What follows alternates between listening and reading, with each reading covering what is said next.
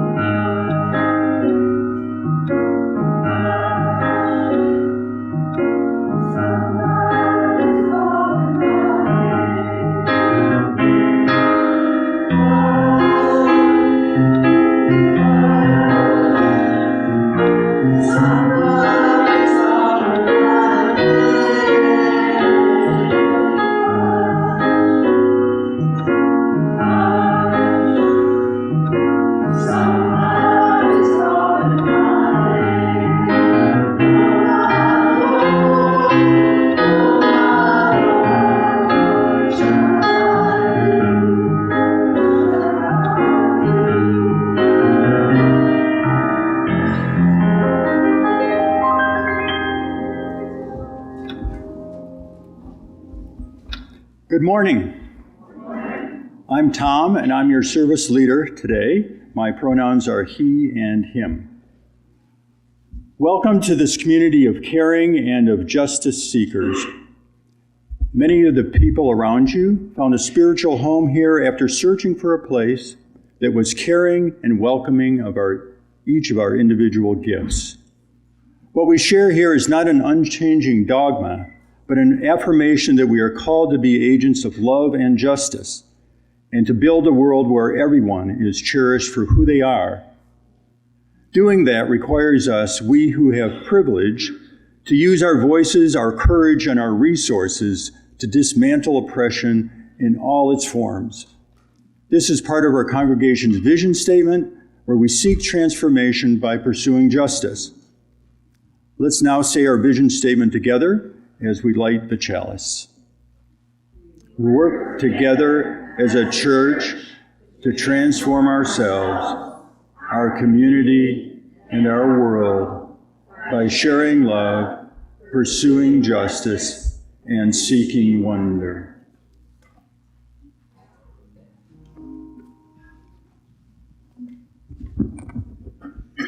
It is a privilege to present this service today, written by Reverend Clyde Grubbs and Mary Jane Holden. You're about to hear the story of the civil rights movement, a story that needs to be told over and over again so that we remember its people and its principles.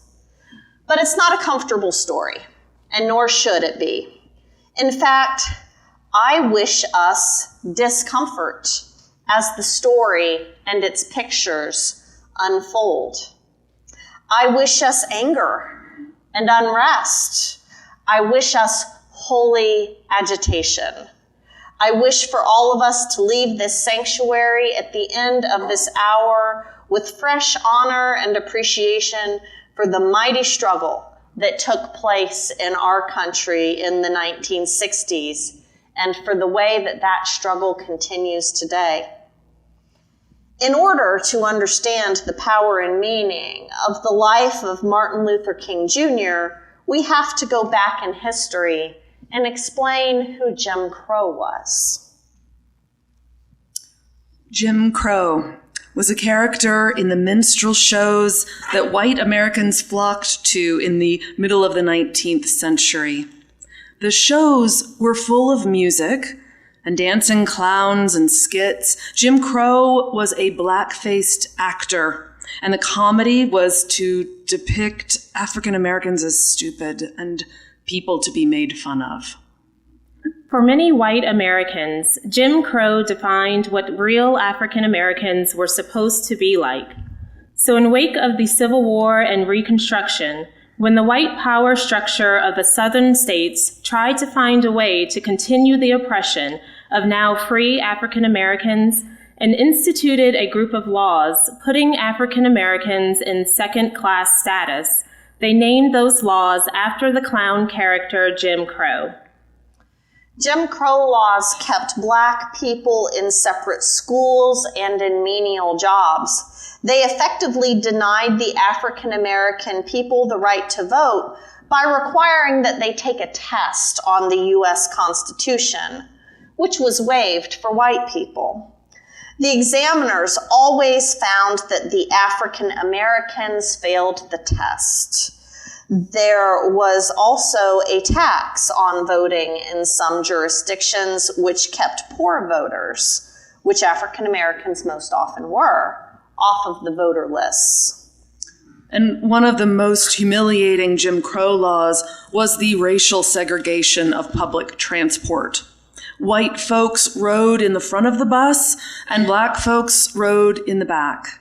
There were little signs along the bus aisle that indicated white or Black. These signs could be flipped, and African Americans told to stand for the ride if the white section filled up.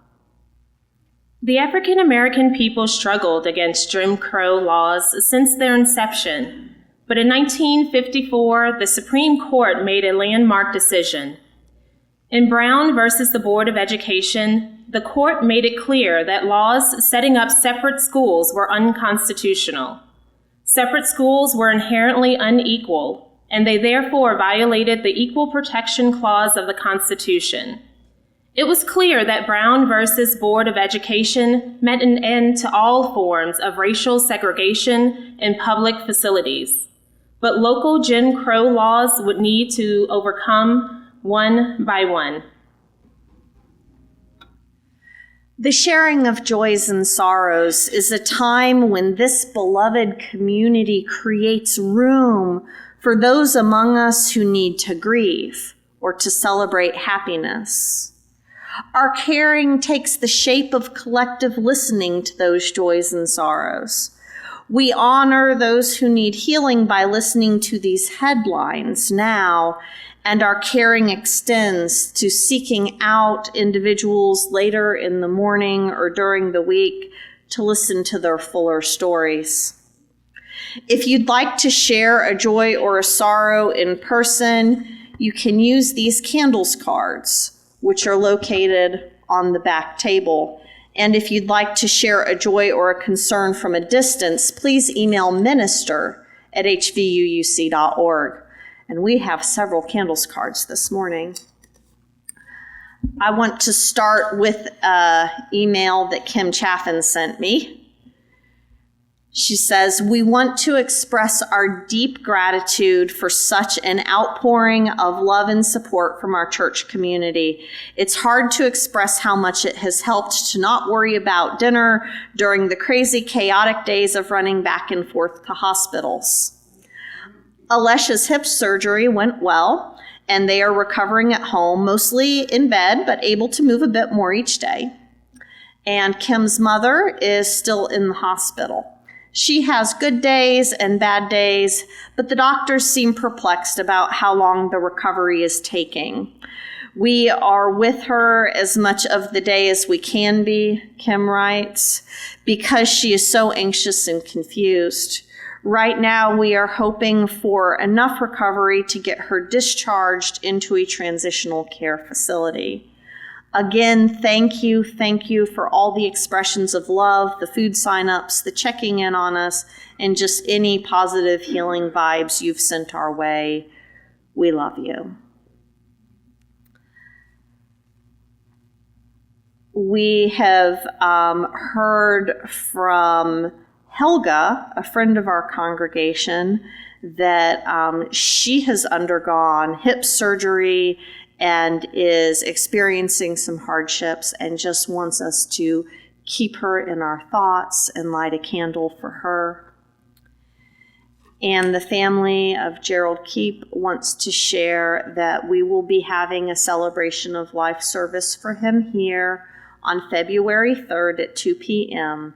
and that all of you all are welcome to join us for that. We have other things happening in the congregation that the family is not ready to share publicly. So we ask that you just look out for each other and give each other a lot of love this week. If you wish to light your own candle, please approach the side of the table that is closest to you, and the closer candle keeper will assist you. Please light the candles at the back of the table first so that no one has to reach over and open flame. If you wish for us to light a candle for you, please raise your hand until I acknowledge you, and I will light a candle for you. Today, we will not be singing as we light candles, so we invite you to look upon the light, listen to the music that James plays, and to hold the joys and concerns of our community in your hearts. Our community is so much larger than just those who are in the building this morning, and so we start by lighting a candle to hold space for those who are not physically present with us, but are ever in our hearts.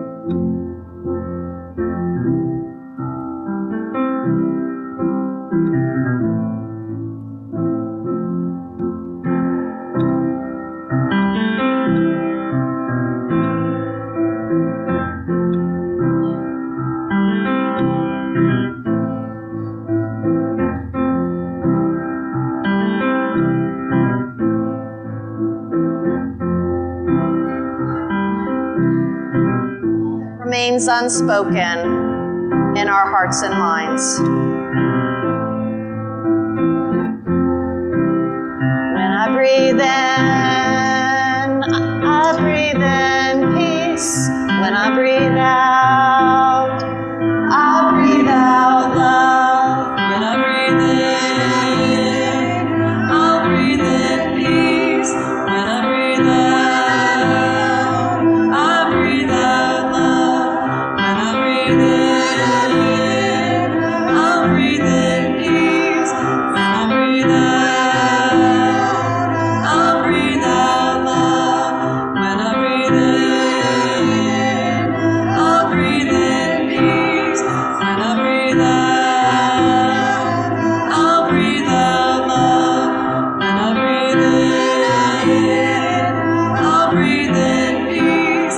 When I breathe out, I'll breathe out love. When I breathe in,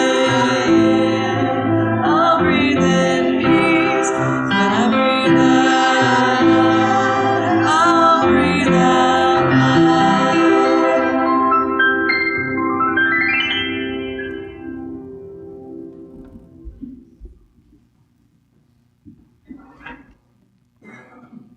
It began with Rosa Parks. Not really. It began long before then, in 100 different places, in 100 different ways. It began in Africa.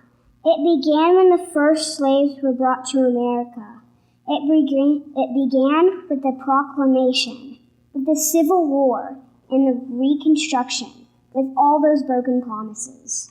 But for the public person we remember today, for Dr. Martin Luther King Jr. and the world he changed, you could say it began with Rosa Parks. December 1, 1955, Montgomery, Alabama. Bus number 2857. Rosa Parks, 42 years old, was sitting in the front row of the black-only section of the bus. A bus driver named Jimmy Blake told this little slip of a colored woman to get up out of her seat so a white man could sit down. And Rosa Parks said, No, I will not. I am cold and I'm tired, and I got here first. I'm sitting. While she waited, Jimmy Blake went to call the police. She got arrested and hauled away. Miss Parks wasn't the first person to protest bus segregation. Irene Morgan had done the same thing 9 years before, and Sarah Keyes had done it just a few months earlier. The U.S. Supreme Court had already said she didn't have to move. She had rights. But this time somebody noticed. In fact, everybody noticed. That's how the Birmingham bus boycott began, and how Martin Luther King Jr. found her. There's no denying it. Rosa Parks was making a point, and she knew it. She was the secretary of the Montgomery chapter of the National Association for the Advancement of Colored People, NAACP. When she said no to Jimmy Blake, she was already a worker for civil rights and racial equality. But still, this was the moment. She was tired of giving in, and she wasn't going to do it anymore. And she suffered for it. She lost her job as a seamstress in the local department store, but she started a movement. E.D. Nixon, president of the local NAACP, wanted Rosa Parks' arrest to be a test case so that Montgomery's black citizens could challenge the city's segregationist laws. He and the other leaders of the movement had actually been waiting for a case like this, for an act of injustice that would galvanize the black community and drive them into action. After Rosa Parks was arrested, E.D. Nixon organized a meeting of local ministers at the home church of a young minister, Martin Luther King Jr. A little later on, King was elected to lead the boycott, mainly because he was new in town and unknown, and the city fathers of Montgomery hadn't had a chance to intimidate him. E.D. Nixon actually had to push Reverend King to get him to take the job, but he did it, finally, and the world started to change. The night of Rosa Parks' arrest, Jo Ann Robinson, head of the Women's Political Council, printed and circulated a flyer throughout Montgomery's black community. And that flyer said, "Another woman has been arrested and thrown into jail because she refused to get up out of her seat on the bus for a white person to sit down. This has to be stopped." The next time it may be you, or your mother, or your daughter. This woman's case will come up on Monday. We are therefore asking every Negro to stay off the buses on Monday in protest of the arrest and trial.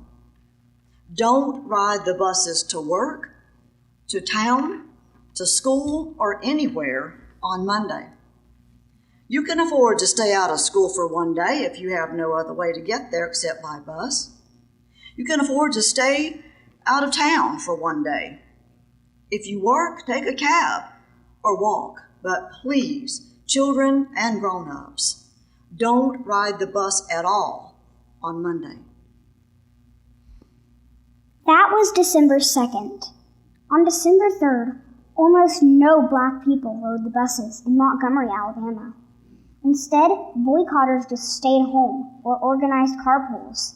Some white housewives even drove their black domestic servants to work, whether they were sympathetic to the cause or just wanted to not have their servants miss a day at work.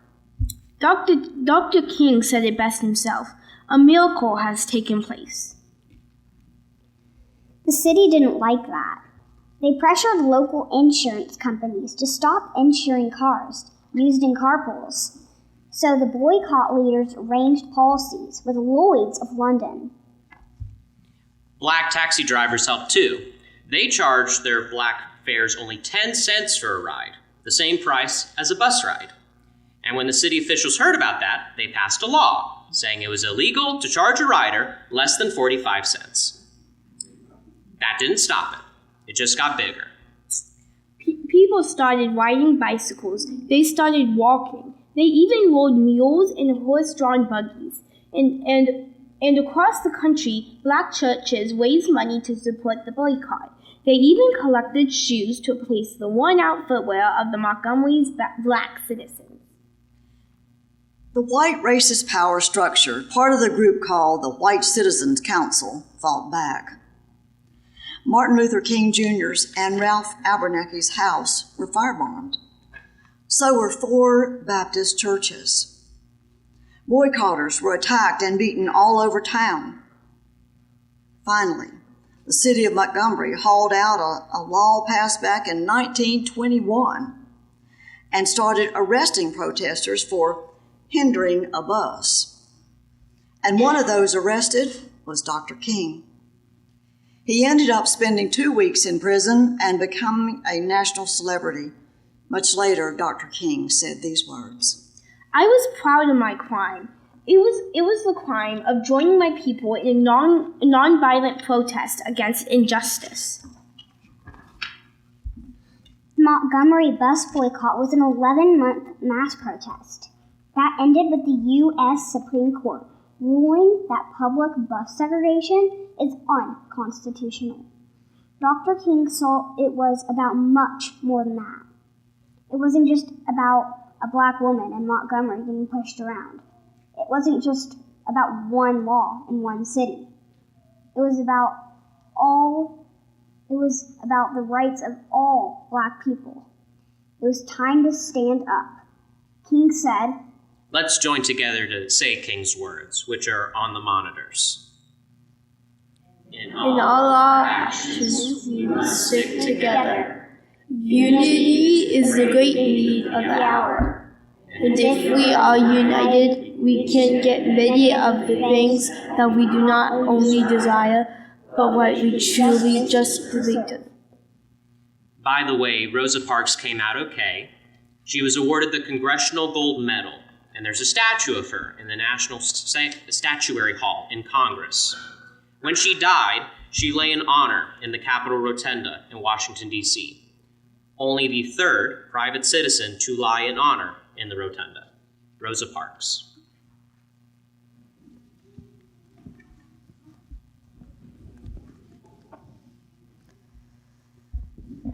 In 1963, the civil rights movement had grown into a national movement. There had been sit-ins at lunch counters, voter registration drives, freedom rides on interstate buses, and many school districts had accepted school desegregation. But there was a fierce resistance in a number of states, including Alabama. Governor George Wallace and the officials in a number of locales vowed to resist, even in the face of court decisions and growing federal pressure. Wallace had just become governor of Alabama. His inaugural speech contained these words: "In the name of the greatest people that have ever trod this earth, I draw the line in the dust and toss the gauntlet before the feet of tyranny. I say, segregation now, segregation tomorrow, segregation forever." Wallace would be proven wrong, but it took several years of determined effort to overcome Alabama white supremacist power structure. Birmingham, Alabama, 1963. Martin Luther King Jr.'s and the Southern Christian Leadership Conference, that's SCLC, nonviolent approach to social change was truly taking hold, and its leadership agreed it was time to attack it head on, and to do it in the center of the segregationist resistance. Like John Lewis said, "Our goal in Birmingham was larger than ending segregation in one southern city. It was our hope that our efforts in Birmingham would dramatize the fight and determination of African American citizens in all southern states, and that we would force the Kennedy administration to draft and push through Congress a comprehensive Civil Rights Act, outlawing segregation and racial discrimination in public accommodations, employment, and education." Bull Connor, Birmingham's Commissioner of Public Safety, was a determined segregationist. So when SCLC finally launched its anti-segregation campaign in early April, Bull Connor put up a wall of resistance. It started with mass meeting and direct action. King talked endlessly about the philosophy of nonviolence and its methods, and gathered volunteers for lunch counter sit-ins, marches on city halls, a boycott of downtown merchants. The number of volunteers increased every day. Now there were kneel-ins at churches, sit-ins at the library, and a march on the county building to mark the opening of a voter registration drive. On April 10th, the city government got a court injunction ordering an end to all protests. But Martin Luther King Jr. and the SCLC disobeyed the court order. King declared, "We cannot, in good conscience, obey such an injunction, which is an unjust, undemocratic, and unconstitutional misuse of the legal process." King himself knew he would be arrested if he kept on going, and he worried about that. They were running out of money, and Dr. King was good at fundraising. He wondered if he could do more on the outside than on the inside. But finally he decided he had to go to jail in Birmingham. "Friends," he said, "I have to make a faith act. I don't know what will happen or what the outcome will be. I don't know where the money will come from." But on April 12th, he got himself arrested for violating the court order, and he was slammed into solitary confinement. He wasn't even allowed to call his wife Coretta, who was home recovering from giving birth. Attorney General Bobby Kennedy and President John F. Kennedy had to put pressure on the judges personally, just so Dr. King could call home. Finally, after a huge movement all across the country just to raise the money, King was released on April 19th, 1963. During his time in jail, Dr. King came to recognize how big the movement was becoming. It wasn't just about the Deep South anymore, even though that's where the oppression of Black people was the worst and had lasted the longest. No, this was about Black people all across the country. In his famous letter from Birmingham jail, he wrote, and please say this with me from the screen, "Injustice anywhere is a threat to justice everywhere. We are caught in an inescapable network of mutuality, tied in a single garment of destiny. Whatever affects one directly affects all indirectly. Never again can we afford to live with the narrow, provincial, outside agitator idea. Anyone who lives inside the United States can never be considered an outsider anywhere within its bounds." But change didn't happen just because he was released from jail. There had to be a way to keep the pressure up, to make the civil rights movement a truly national event. And that's when the children came. The grown-ups in the movement wanted to keep up the pressure. They really wanted things to change. So they asked high school students to get involved in the demonstrations. They had no idea what a lion they were releasing. On May 2nd, barely 2 weeks after King's release, more than 1,000 Black children came together to protest in Birmingham, Alabama. 900 of them were arrested. The next day, nearly 2,500 more took their place. And Bull Connor, still in control, couldn't stand it. He'd kept his people under control until then, much as he hated it. But now, he ordered firefighters to turn their hoses on the protesters. He told police officers to let their dogs loose and chase those children down. In pictures that were broadcast and printed all over the country, nonviolent protesters were seen being beaten by angry police officers. Children were driven to the ground. John Lewis said, "We didn't fully comprehend at first what was happening. We were witnessing police violence and brutality Birmingham style. Unfortunately for Bull Connor, so was the rest of the world." Agreements started to be made.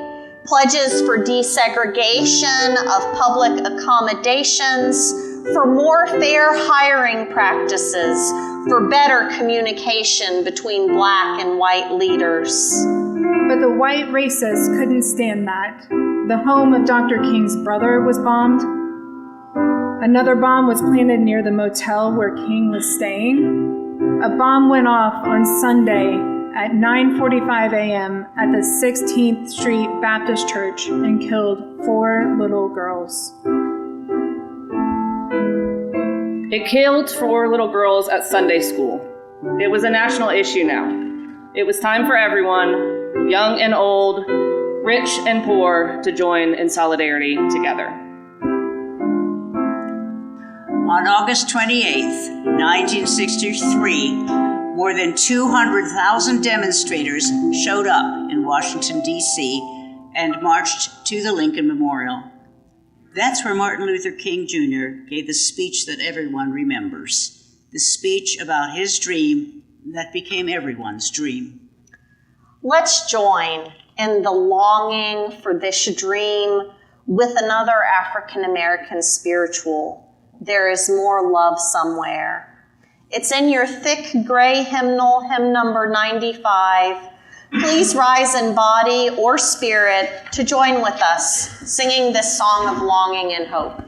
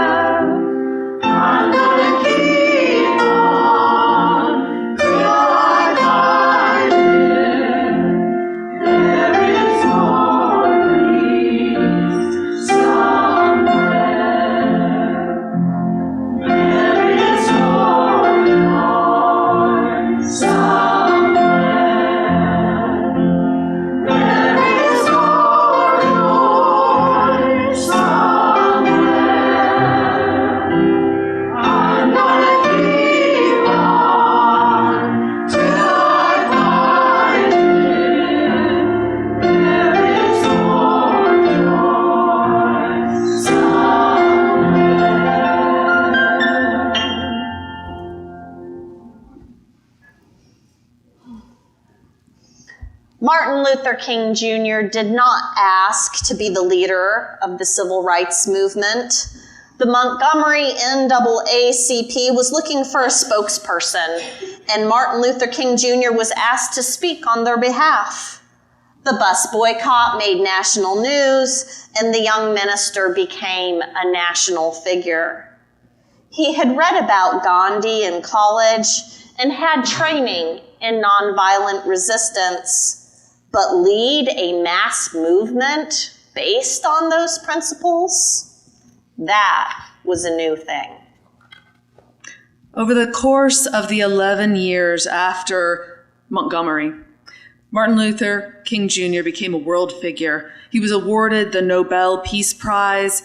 He was also expanding his vision, how to achieve real equality, real freedom for African Americans. He began to see that this would go beyond civil rights, that is, equal legal rights.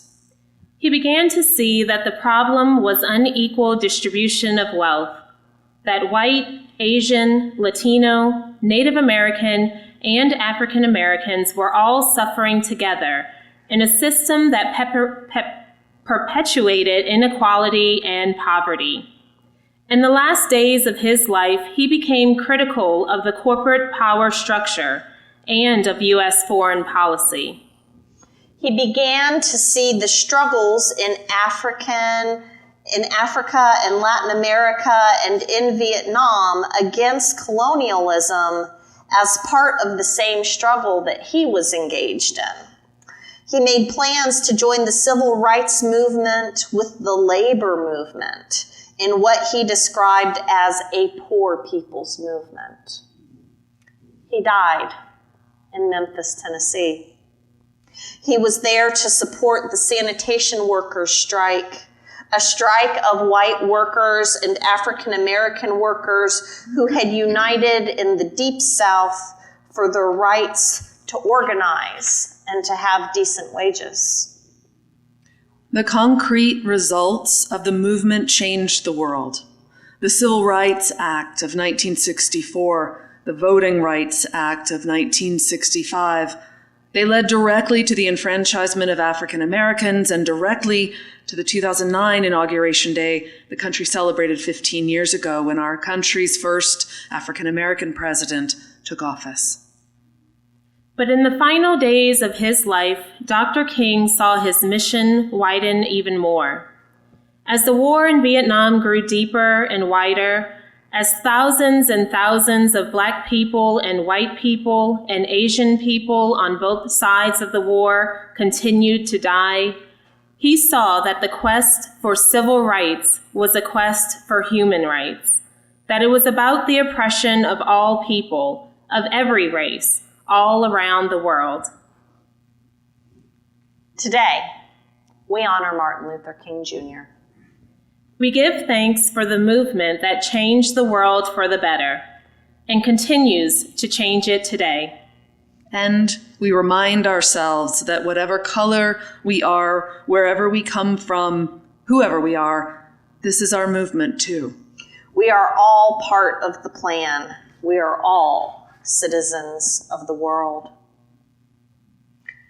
At the beginning of our service today, I wished us discomfort, unrest, holy agitation.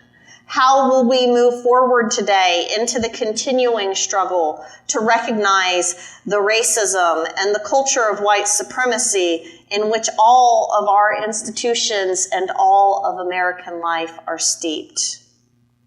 Our next hymn is known as the Black National Anthem, hymn number 149, Lift Every Voice and Sing. And it is, in the words of Aisha Asano, a very powerful song, but it's often sung without context, and at times it's sung without a lot of intentionality. These are Aisha's words.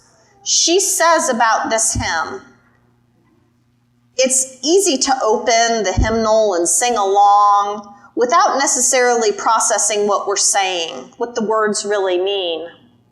Sing a song full of faith that the dark past has taught us. Bitter the chastening rod, felt in the days when hope unborn had died? We have come over a way with tears has been watered, and we have come treading our path through the blood of the slaughtered.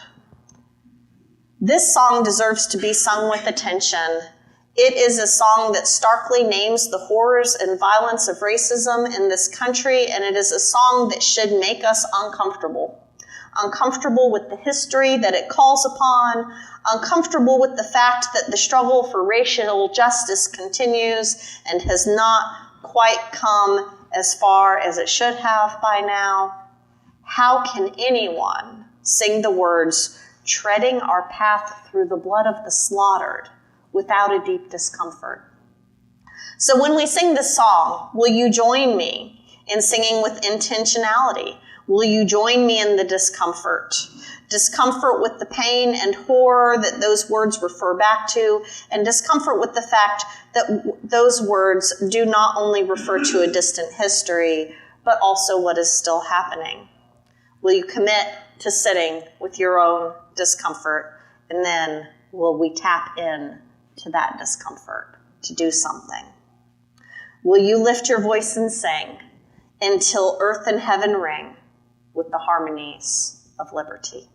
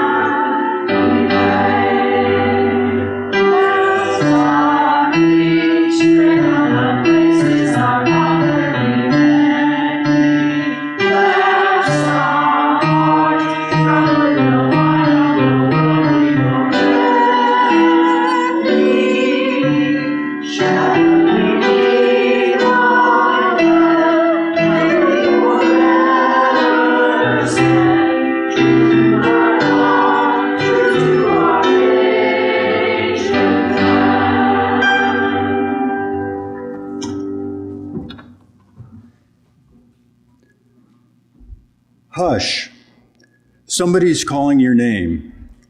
Can you hear it?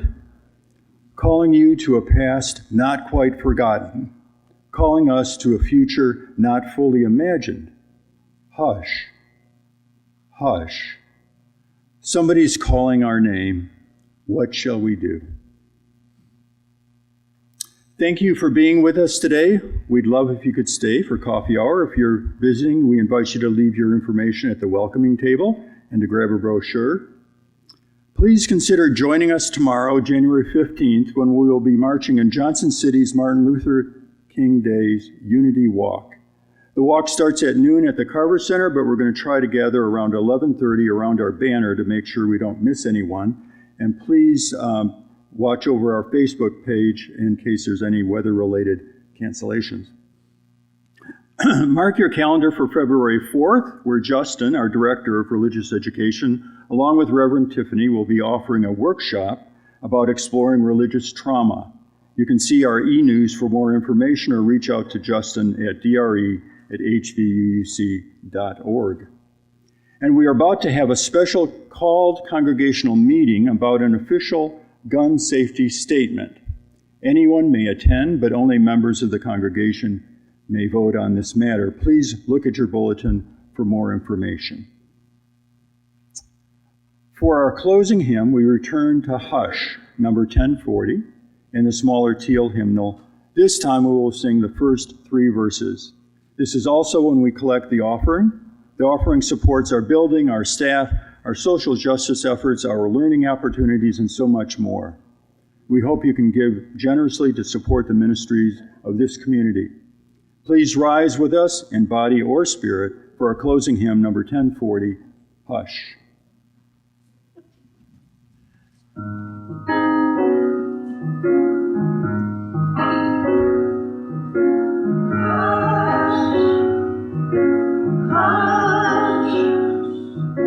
Somebody's calling my name. Hush, hush. Somebody's calling my name. Hush, hush. Somebody's calling my name. Oh, my Lord. Oh, what shall I do? What shall I do? Sounds like freedom. Somebody's calling my name. Sounds like freedom. Somebody's calling my name. Sounds like freedom. Somebody's calling my name. Oh, my Lord. Oh, my Lord. What shall I do? What shall I do? Sounds like justice. Somebody's calling my name. Sounds like justice. Somebody's calling my name. Sounds like justice. Somebody's calling my name. Oh, my Lord. Oh, my Lord. What shall I do? What shall I do?